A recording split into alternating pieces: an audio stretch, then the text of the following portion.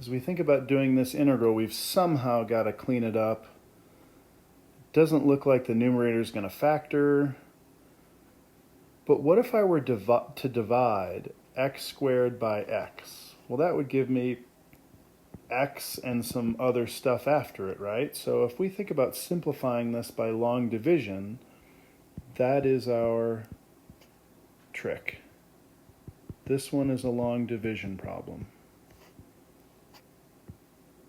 We could do this by the area method or by long division. I'll start with the area method. We know that whatever we divide x into has to be 6x squared because that's our first term. So the polynomial that we multiply by x minus 2 must have been 6x, making this negative 12x. Well, I know I'm looking for negative 4x, so this must be a positive 8x, so that these two cells add to negative 4x. If that's true, then this must be a positive 8. 8 times negative 2 will be negative 16. And I know that I'm looking for a negative 25. So negative 16 plus, what's that going to be to give me a negative 25?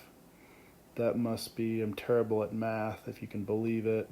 4 to get to 20 and 5 more, this must have been a negative 9. And that's our remainder,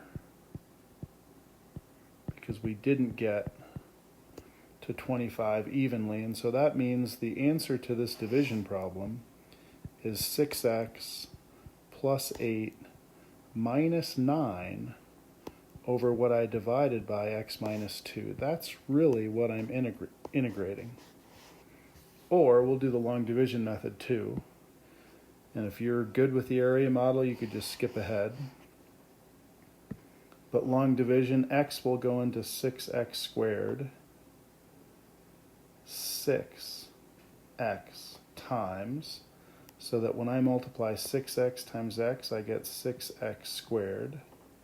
6x times negative 2 will be negative 12x, and like any division problem, now I'm going to subtract 6x squared minus 6x squared is 0x squared. That makes sense. Negative 4x minus a negative, we're really adding here. So we're going to have plus 8x, and we're going to bring down this 25. Well, x goes into 8x a positive 8 times. Notice these are matching, aren't they? 8 times x is 8x. 8 times negative 2 is negative 16. I'm going to turn around and subtract what we have here, making 0x.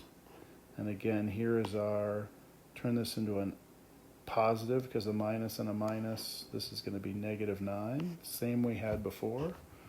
6x plus 8 minus 9 over what we divided by.